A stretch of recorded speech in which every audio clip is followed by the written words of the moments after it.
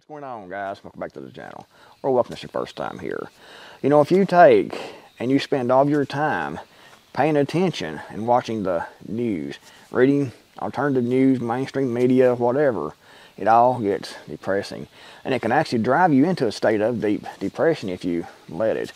There's so many things coming out, and you're having to sit here, stand here, be wherever you are, and just watch it happen. Because there's not really much, if anything, you can actually do about it. So you feel even more helpless. But day after day after day, all the negative. You hear about the droughts. You hear about food shortages. You hear about war. You hear about the election. You hear about this. You hear about that. You hear about something else. You hear that there's 50 genders now, or 60, or whatever it is. And you see news that you know is just fake. It's just complete lies. It's just made up complete bullshit. And you watch that day after day after day, and you're there and you feel helpless because you can't change it. We're watching the country completely implode from the inside out, and there's not anything you can really do about it besides just watch it happen. Unfortunately, you have a vote.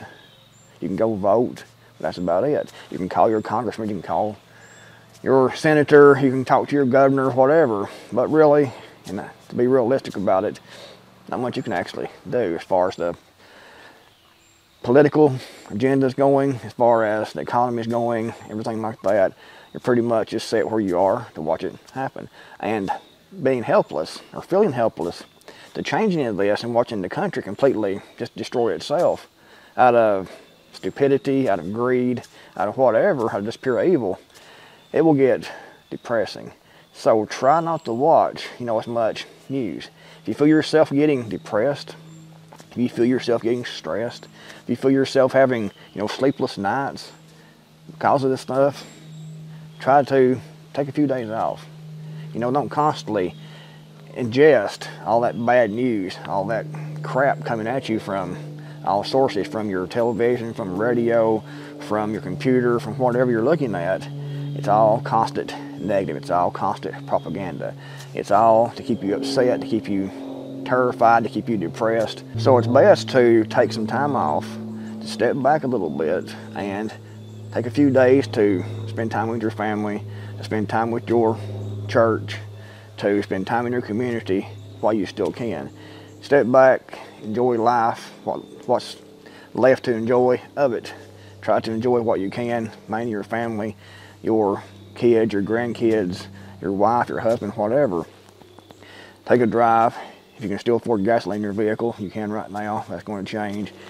Enjoy yourself for a few days and then get back to it. But still yet, you don't want to just constantly ingest all this, because it has a negative effect on you mentally and actually physically. Because if your mind is having a lot of stress, anxiety, it actually will affect your body.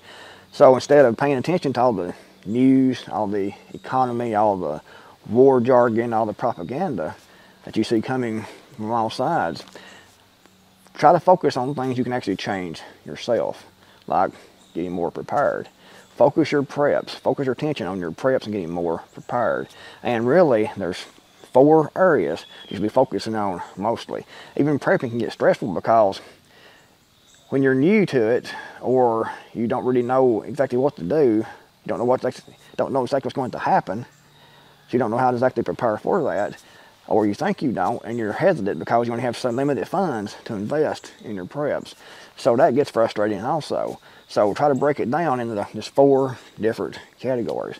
Number 1, of course, is food. You have to eat. It's not going to get any cheaper. It's not going to get any more plentiful. It's going to get more expensive and less plentiful as time goes on. In some areas of the world, there's going to be actual famine. Here in the U.S., there's going to be famine, but I think the famine is going to be because of the people who can't afford to buy food.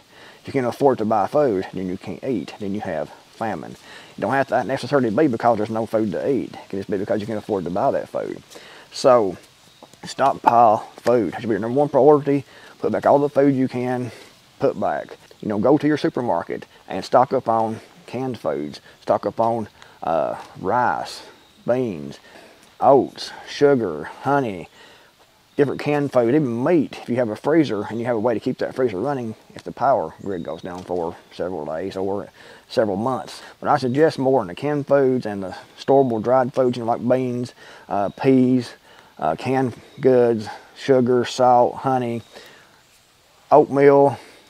It's whatever you normally eat that's storable. Stock up on that by all you can. And if you have the extra money and you want to buy some long-term food storage, I got a link in the description box below to My Patriot Supply. You can check those foods out and order some of those if you want. They have like 25, 30 year shelf lives, and they're actually pretty good.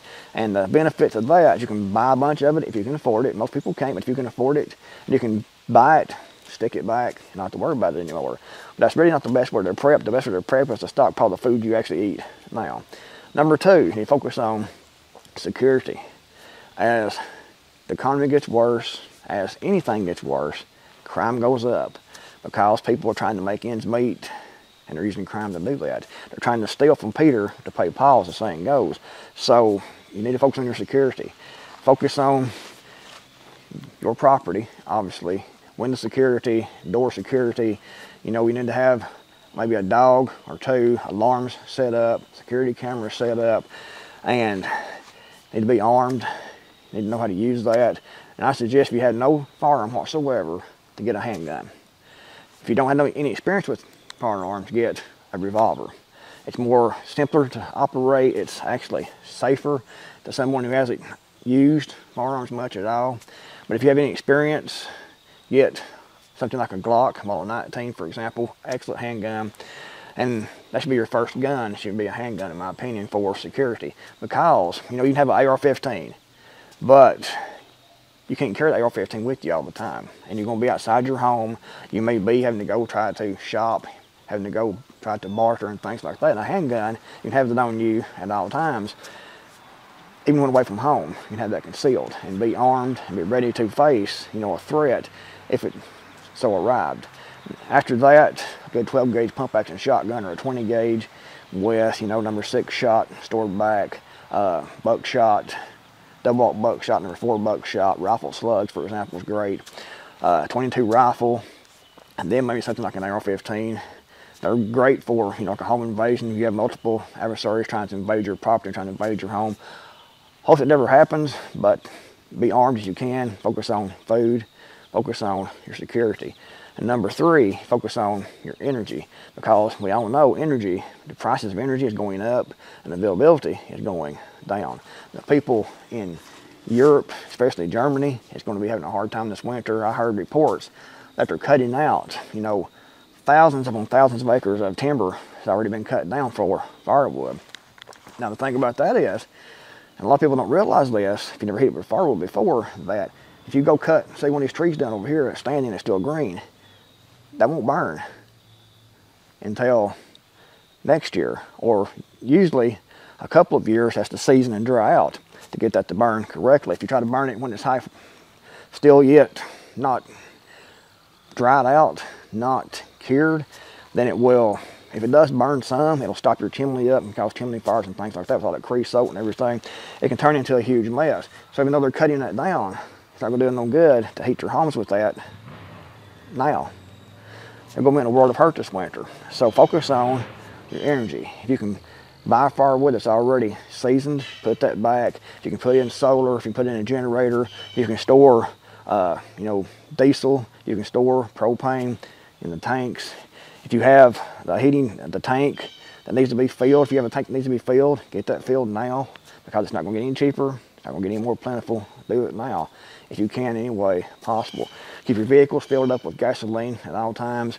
Store, all you can back. Just try to be ready all you can with your food, your protection, and your energy. And number 4 should be your health. Focus on your health. If you have health problems, health issues, work on that. Try to get that taken care of now if you can. Because, if you're sickly and you have if your health is shot, and your chances of actually surviving anything major is severely hindered, severely limited. So focus on your health. Try to eat better. Try to get better sleep. Try to exercise. Do all you can for yourself. You know, different people have different capabilities. Some people might be able to take and start running, for example, and jogging, while others, you know, have to walk because of other issues. Do what you can to get in the best shape you can, get as much food storage as you can, get as much energy resources on your property as you possibly can. But guys, do everything you can to secure your food, secure your energy, secure your protection, and get better health. If you focus on those 4 things and not focus on all the negatives coming out all the time from the media, then you'll be better off actually. Of course, you need to pay attention to what's going on, the way you can pivot if you need to, but don't obsess over the news and don't just spend hours and hours every day looking at all that, because it will affect you mentally. But guys, if you like this video, I'm going to show you like my book, The Purpose Guide to Surviving in the World We Know It, Gear, Skills, and Ready to Know How. Check it out in the description box below. Thanks for watching, and Creekmore out here, and I'll see you guys in the next video, hopefully.